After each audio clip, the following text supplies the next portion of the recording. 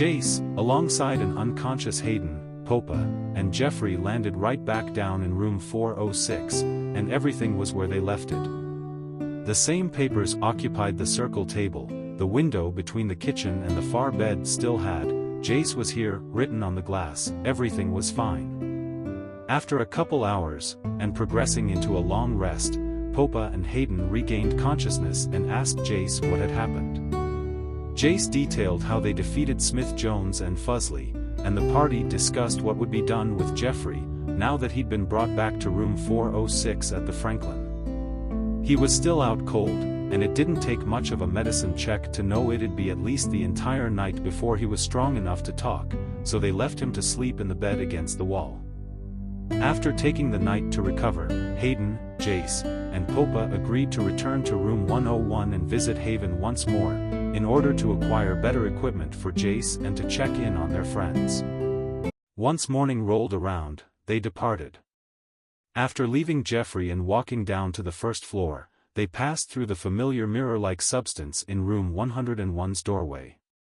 3 thuds later and they all came crashing down on what they thought would be a wooden floor, but was now a mattress strategically placed exactly where they landed.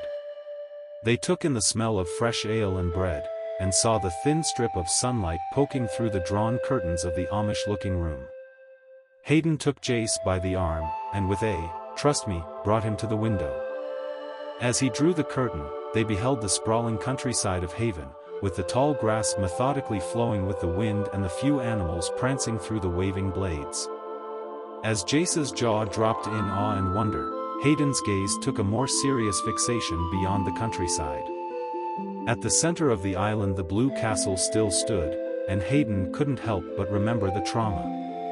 Popa approached with a hand on his shoulder, also remembering the battle, and after a beat, the 3 of them headed downstairs to greet the tavern's patrons.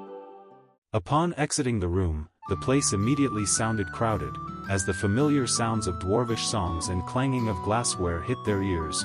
They descended down the exposed staircase from the lofted balcony.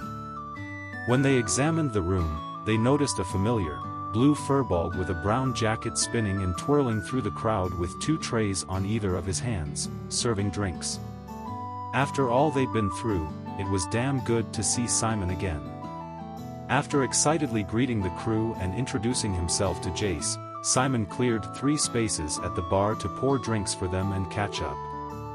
He informed them that when they defeated the Blue Knight, the owner of the tavern had left when the portal opened. Before leaving, however, he left his beloved bar to Simon, making him the new owner of the establishment. That's right, the seats they were sitting in were now property of Simon himself, and with red paint on a plank of wood above the door. He named the place Simon'S Sippery.